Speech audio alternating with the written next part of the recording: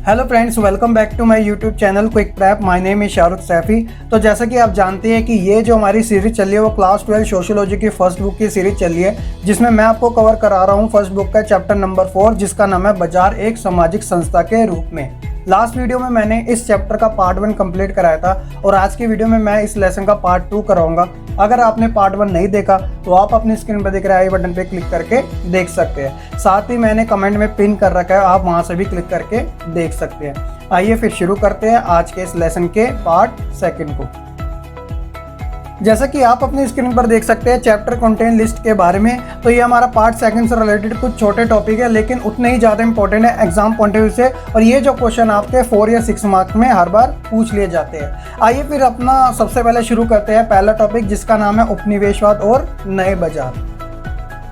जैसा कि आप अपनी स्क्रीन पर देख सकते हैं पहला टॉपिक उपनिवेशवाद और नए बाजार।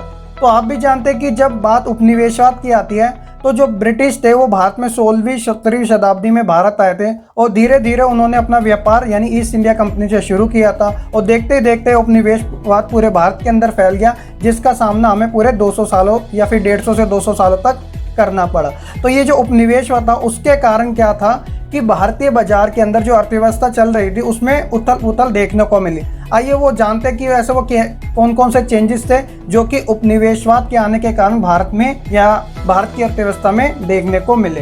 तो जैसा कि आप देख सकते हैं जो पहला टॉपिक है उसका नाम है भारत में उपनिवेशवाद आने से अर्थव्यवस्था में भारी उथल पुथल हुई, जो उत्पादन, व्यापार और कृषि को तीतर बीतर करने का कारण बनी। क्योंकि हथकरघा उद्योग यानी जो हैंडमेड जो इंडस्ट्री थी वह पूरी तरह खत्म हो गई और इंग्लैंड से मशीनों द्वारा निर्मित सस्ते कपड़ों का भारतीय बाजार में बड़ी मात्रा में आगमन हुआ, जिसके कारण हथकरघा उद्योग नष्ट हुए। भारत की विश्व पूंजीवादी अर्थव्यवस्था से जुड़ने की भी शुरुआत हुई, तो भारत कच्चे माल और कृषि उत्पादों का मुहैया कराने वाला एक बड़ा उपभोक्ता बन गया। क्योंकि आप भी जानते हैं कि जो भारत का इतिहास रहा है कि भारत के अंदर प्राइमरी एक्टिविटी यानी कि जो प्राथमिक क्रिया है वो सबसे ज़्यादा होती है। तो इस कारण भारत में कच्चा माल यानी रॉ मटेरियल और कृषि यानी कि एग्रीकल्चर जो प्रोडक्ट है वो क्या है, भारत मुहैया करवाने वाला एक उपभोक्ता बना।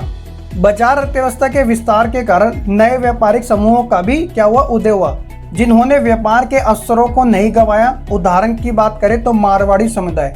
देखिए मारवाड़ी जो समुदाय है उसका प्रतिनिधित्व यानी रिप्रेजेंट बिड़ला परिवार है। तो आप भी जानते हैं आज के टाइम पे टाटा, बिड़ला, अंबानी जब हम बोलते हैं तो बिड़ला जो है वो आप समझ सकते हैं कि उपनिवेशवाद काल से इतना शक्तिशाली और धनवान है। तो मारवाड़ियों का प्रतिनिधि बिड़ला परिवार जैसी नामी उद्योग घरानों से है। उपनिवेशवाद काल के दौरान ही मारवाड़ी एक सफल व्यापारी समुदाय बने और उन्होंने सभी शुभ अवसरों का लाभ उठाया। अगर वर्तमान समय की बात करें तो अन्य समुदाय की तुलना में मारवाड़ियों के उद्योगों में सबसे ज़्यादा हिस्सेदारी देखने को मिलती है। तो आप समझ सकते हैं कि उपनिवेशवाद आने के कारण जो सबसे ज़्यादा नुकसान हुआ था वो हैंडमेड चीज़ों का हुआ था, जो भारत के अंदर डेवलप की जाती थी। तो आप समझ सकते हैं कि उपनिवेश आने के कारण जो भारत की अर्थव्यवस्था थी उसके अंदर क्या क्या चेंजेस हमें देखने को मिले। अगला जो हम टॉपिक पढ़ते हैं वो इस लेसन का सबसे ज्यादा इंपॉर्टेंट टॉपिक है, जिसका नाम है भूमंडलीयकरण यानी कि ग्लोबलाइजेशन। अगर बात की जाए इसके अन्य नाम की तो इसे वैश्वीकरण के नाम से भी जाना जाता है। आइए जानते हैं इसके बारे में। तो भूमंडलीयकरण एक ऐसी प्रक्रिया है जिसमें एक देश की अर्थव्यवस्था का संबंध अन्य देशों की अर्थव्यवस्था से जुड़ा होता है। अन्य शब्दों में एक देश के अन्य देशों के साथ वस्तु, सेवा, पूंजी तथा श्रम का आदान प्रदान कहलाना ही भूमंडलीयकरण कहलाता है, या यूं कहा जाए वैश्वीकरण कहलाता है। तो सिंपल अर्थों में जब एक देश दूसरे देश के साथ व्यापार खोलता है अपने, तो वो प्रक्रिया जो होती है वो वैश्वीकरण की होती है यानी ग्लोबलाइजेशन की होती है। तो आप भी जानते हैं कि जब साल 1991 का था तो भारत ने अपनी जो विदेश नीति थी उसे उदारीकरण, निजीकरण और वैश्वीकरण की अपना ली थी, क्योंकि भारत ने भी विश्व बाजार में अपना कदम रख दिया था। और आज वर्तमान समय की बात की जाए तो आप जानते हैं कि भारत के अंदर जो निजीकरण है यानी कि जो प्राइवेट सेक्टर है वो कितनी तेजी से बढ़ते जा रहे हैं। आगे हम पढ़ते हैं भूमंडलीकरण के सिद्धांतों के बारे में। तो इसके अंदर हम पहला सिद्धांत पढ़ते हैं, वो है मुक्त व्यापार। देखिए मुक्त व्यापार में क्या होता है कि एक देश अपने व्यापार यानी अपनी अर्थव्यवस्था को पूरी तरीके से खोल देता है, जिसमें अन्य देश क्या करते हैं, इसमें इन्वेस्ट करते हैं यानी निवेश करते हैं। और जब कोई दूसरा देश एक देश के अंदर निवेश करता है तो उससे क्या होता है, दोनों को लाभ होता है। देखिए पहली बात आती है कि जब कोई दूसरा देश एक देश के अंदर आता है तो उसे क्या मिलती है, करेंसी यानी पैसा आता है, उस देश में इन्वेस्टमेंट हो रही है।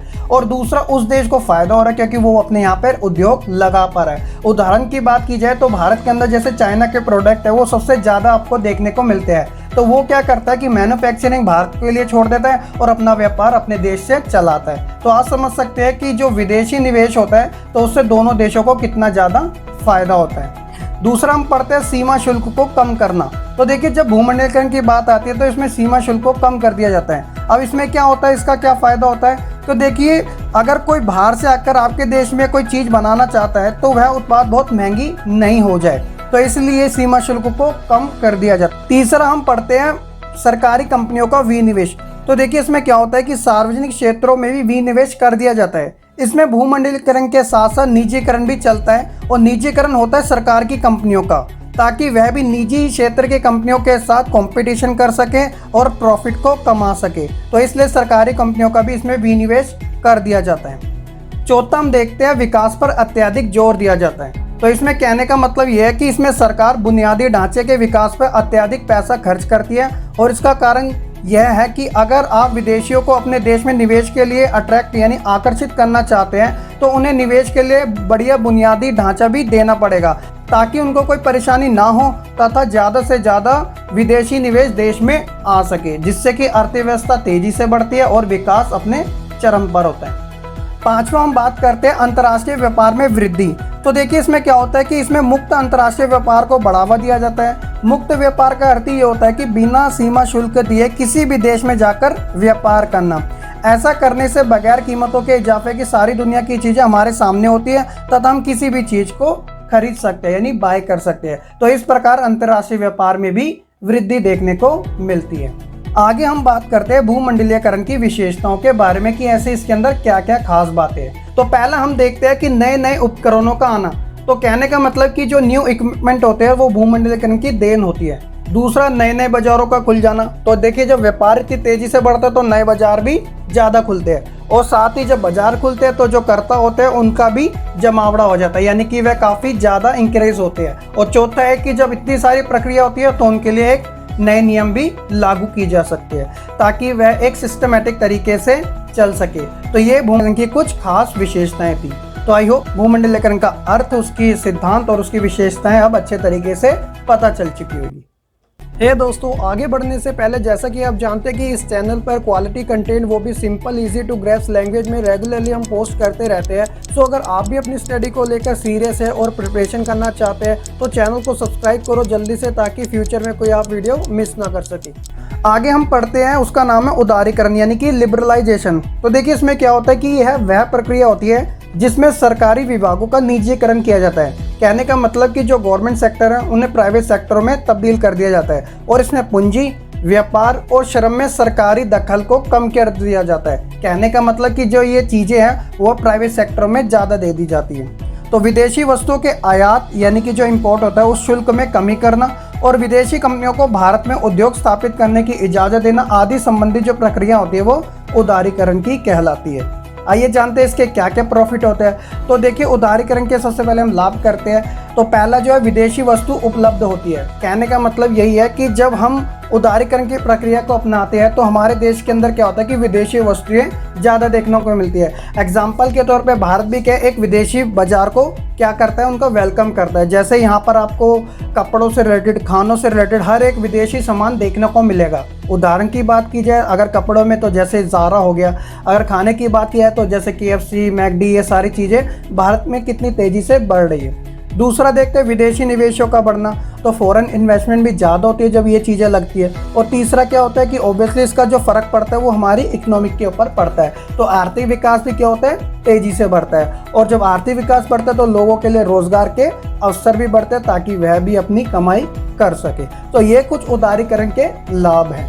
अब देखिए जहाँ एक तरफ उदारीकरण से प्रॉफिट भी होता है तो दूसरी तरफ उदारीकरण से हमें लॉस भी उठाना पड़ता है। आइए जानते हैं कि इसकी कौन कौन सी हानियाँ हैं। तो देखिए भारतीय उद्योग विदेशी कंपनियों के साथ कंपटीशन नहीं कर पाते, जैसे कि कार में, इलेक्ट्रॉनिक्स में या फिर सामान इत्यादियों में। तो इससे क्या होता है कि बेरोजगारी बढ़ती है, और भारत के जो स्थानीय उद्योग है यानी कि जो हैंडमेड जो इंडस्ट्री है उसको भी क्या होता है ज़्यादा नुकसान देखने को मिलता है। क्योंकि जो गरीब तबके से होते हैं या फिर लोअर मिडिल क्लास फैमिली से होता है वह हैंडमेड चीज़ें ज़्यादा बनाते हैं। तो उससे क्या होता है कि बाज़ार में वह इतनी नहीं चल पाती जितनी फ़ॉरेन से आई चीज़ें चल पाती है। तो इसकी एक हानि हमें ये भी देखने को मिलती है। आगे हम पढ़ते हैं निजीकरण यानी कि प्राइवेटाइजेशन के बारे में। आइए जानते हैं इसके बारे में कि ये क्या होता है। तो देखिए, लोकतांत्रिक और समाजवादी देशों में जहां पर मिश्रित प्रकार की अर्थव्यवस्था देखने को मिलती है, अगर मैं भारत की बात करूं तो भारत में मिश्रित अर्थव्यवस्था ही देखने को मिलती है, क्योंकि आज़ादी के बाद भारत ने जो अर्थव्यवस्था को अपनाया था वो मिश्रित अर्थव्यवस्था थी, जिसके अंदर हमने प्राइवेट और गवर्नमेंट दोनों को अपना लिया था। तो इस अर्थव्यवस्था में क्या होता है कि जो सार्वजनिक उपकरण होते हैं वो सरकार के नियंत्रण में होते हैं। सार्वजनिक उपकरणों को निजी हाथों में सौंप दिया जाता है ताकि वे ज़्यादा से ज़्यादा लाभ कमा सके। तो इसी प्रक्रिया को हम निजीकरण कहते हैं। आप स्क्रीन पर दिख रहे कुछ डेटा देख सकते हैं कि भारत के अंदर हाल ही के अंदर जो सरकारी चीज़ें के अंडर में था, अब उन्हें प्राइवेट हाथों बेच दिया गया है, और इसका एक ही मकसद था ताकि सरकार को ज़्यादा से ज़्यादा मुनाफा हो सके। नेक्स्ट जो हम टॉपिक देखते हैं वो इस लेसन का आखिरी टॉपिक है, जिसका नाम है पूंजीवाद यानी कि कैपिटलिज्म। आइए जानते हैं इसके बारे में। तो देखिए, पूंजीवाद एक आर्थिक व्यवस्था है। इसमें क्या होता है कि निजी संपत्ति का बहुत बड़ा महत्व होता है, यानी कि उसकी इंपॉर्टेंस ज़्यादा मानी जाती है। पूंजीवाद में उत्पादन बड़े स्तर पर होता है, बिल्कुल, और अलग अलग पूंजीपतियों में बहुत अधिक मुकाबला भी देखने को मिलता है। पूंजीपति अधिक से अधिक लाभ प्राप्त करने की कोशिश करते हैं और इस कारण वे इन्वेस्टमेंट यानी कि निवेश भी ज़्यादा करते हैं। इसके अंदर धन और उधार की काफ़ी इम्पोर्टेंस मानी जाती है, और पूंजीवाद का सबसे बड़ा जो लक्षण है इसमें मजदूरों का शोषण होता है। कहने का मतलब यही है कि इसके अंदर अमीर और अमीर होता है और गरीब होता चले जाता है। आगे हम जानते हैं पूंजीवाद की विशेषताओं के बारे में। तो देखिए, इसकी जो विशेषता है वो भी कुछ सिंपल से है, जो हमने डेफिनेशन में ही पढ़ ली। तो देखिए, पहले आप देख सकते हैं कि पूंजीवाद में बड़े स्तर पर उत्पादन होता है। दूसरा, पूंजीवाद का जो आधार है वो निजी संपत्ति से यानी प्राइवेट कैपिटल से है।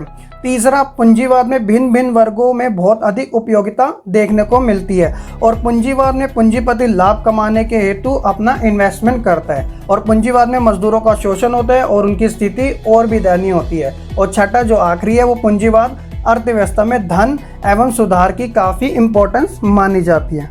तो आई होप आप पूंजीवाद से संबंधित हर एक टॉपिक के बारे में अच्छे तरीके से समझ चुके होंगे। तो इस टॉपिक के साथ हमारा चैप्टर नंबर 4 बाजार एक सामाजिक संस्था के रूप में आप पूरी तरीके से कंप्लीट होता है। अगर आपको ये वीडियो पसंद आई हो तो प्लीज़ लाइक ज़रूर कीजिएगा, साथ ही शेयर कीजिएगा अपने उन खास दोस्तों के साथ जिन्हें इनकी ज़रूरत है। अगर आप इस चैनल पर नए हो तो सब्सक्राइब करके बेल आइकन दबाना ना भूलेगा, ताकि आपको ऐसी ही लेटेस्ट वीडियो के अपडेट्स मिल सके। वीडियो से रिलेटेड कोई डाउट है तो आप कमेंट करके जरूर बता सकते हैं। साथ ही अगर आप फीडबैक देना चाहते हैं तो आप वो भी कर सकते हैं। तो इसी के साथ ये वीडियो हमारी कंप्लीट होती है। आज की वीडियो में इतना ही। जल्दी ही मैं मिलूंगा आपको एक नई वीडियो के साथ।